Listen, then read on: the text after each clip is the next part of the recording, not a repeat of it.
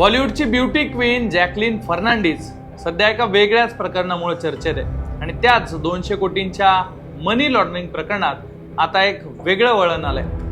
ठगबाज सुकेश चंद्रशेखरच्या जाळ्यात अडकलेली जॅकलीन आता चक्क माफीची साक्षीदार बनण्याच्या तयारीत आहे। खरी काळी सुकेशनं दिलेल्या लाखो रुपयांच्या गिफ्टची चर्चा असायची, पण आता तीच जॅकलीन फर्नांडिस सुकेशच्या विरोधात कशी जाते, नेमकं कोर्टात काय घडतंय, सगळं सविस्तर आणि सोप्या भाषेत समजून घेऊ। नमस्कार, मी सुधीर काकडे, लोकमत मध्ये तुमचं स्वागत आहे। अभिनेत्री जॅकलीन फर्नांडिस आणि महाठग सुकेश चंद्रशेखर यांचं प्रकरण आता एका अशा वळणावर उभं आहे जिथून जॅकलीनचं करिअर आणि आयुष्य कायमचं बदलू शकतं।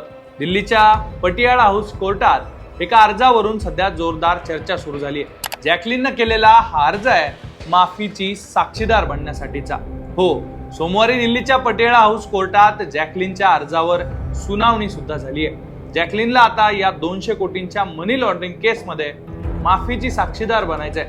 माफीचा साक्षीदार म्हणजे काय, तर जॅकलीन आता या गुन्ह्यात स्वतःचा दोष, स्वतःवर झालेले आरोप मान्य करून कथित बॉयफ्रेंड सुकेशच्या विरोधात ती आता साक्ष द्यायला तयार झालेली आहे। या बदल्यात तिला या शिक्षेतून माफी मिळू शकते, पण ईडीनं यावर आक्षेप घेतलाय। ईडीचं म्हणणं आहे की जॅकलीनचा अर्ज खूप अस्पष्ट आहे। ईडीला शंका आहे की जॅकलीन पूर्ण सत्य सांगत नाहीये किंवा ती स्वतःचा बचाव करण्यासाठी हा मार्ग निवडते।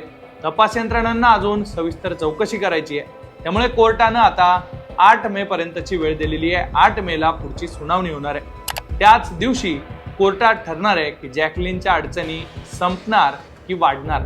आता थोडं मागे जाऊ, जॅकलीन या प्रकरणात नेमकी कशी अडकली, तर सुकेश चंद्रशेखरने स्वतःला एका मोठ्या राजकीय घराण्यातला व्यक्ती, एका मोठ्या चॅनलचा मालक असल्याचं सांगून जॅकलीनशी ओळख वाढवली होती। तिला इम्प्रेस करण्यासाठी त्यानं अक्षरशः पैशांचा पाऊस पाडला होता। ईडीनं दाखल केलेल्या चार्जशीटनुसार सुकेशनं जॅकलीनवर उधळलेली गिफ्ट पाहिली तर सामान्यांचे डोळे विस्फारतील। सुकेशनं जॅकलीनला चक्क 52 लाख रुपयांचा एक अरबी घोडा भेट दिल्याची चर्चा आहे। दुसरीकडे 9 लाख रुपयांची पर्शियन मांजर सुद्धा दिली होती। त्यानं जॅकलीनला हिऱ्यांचे 15 जोड कानातले दिले, महागड्या हिऱ्यांच्या बांगड्या दिल्या, डिझायनर बॅग सुद्धा दिल्यात, गुची आणि चॅनेल सारख्या महागड्या ब्रँडचे डिझायनर आउटफिट्स, जिम्नॅस्टिक साठी लागणारे महागडे साहित्य, अशा वेगवेगळ्या गोष्टी, कोट्यवधी रुपयांची गिफ्ट तिला दिले। जॅकलीनच्या खासगी विमानानं केलेल्या प्रवासाचा आणि हॉटेल स्टेचा खर्च सुद्धा सुकेशच उचलायचा। सुकेशनं फक्त जॅकलीनलाच नाही तर तिच्या आई वडिलांना, तिच्या भावंडांना सुद्धा परदेशात महागड्या गाड्या आणि लाखो डॉलर ट्रान्सफर केल्याची चर्चा आहे। ईडीचा जॅकलीनवर नेमका आरोप काय? ईडीचा आरोप असा आहे की जॅकलीनला सुकेशच्या गुन्हेगारी पार्श्वभूमीबद्दल कल्पना होती, तरीही तिनं त्याच्याकडून मिळालेल्या महागड्या भेटवस्तूंचा आनंद घेतला। कायद्यानुसार जर तुम्ही गुन्हेगारीतून आलेला पैसा स्वीकारत असाल तर तुम्हीही त्या गुन्ह्यात सहभागी असता। म्हणूनच जॅकलीन सध्या या केसमध्ये सह आरोपी आहे। गेल्या अनेक महिन्यांपासून तिला कोर्टाच्या चक्रा माराव्या लागतात। तिची परदेशवारी सुद्धा थांबलेली आहे आणि तिच्या इमेजला सुद्धा या सगळ्या प्रकरणामुळे मोठा धक्का लागलाय, त्यामुळे तिला कामं मिळण्यावर सुद्धा परिणाम होतोय।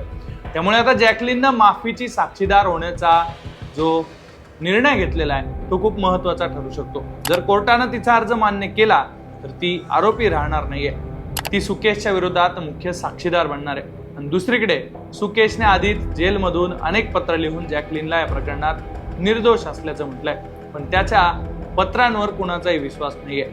असं हे सगळं प्रकरण होतं। या प्रकरणाबद्दल तुम्हाला नेमकं काय वाटतंय ते कमेंट बॉक्समध्ये नक्की कळवा आणि अशाच घडामोडी जाणून घेण्यासाठी तुम्ही लोकमत पाहत राहा।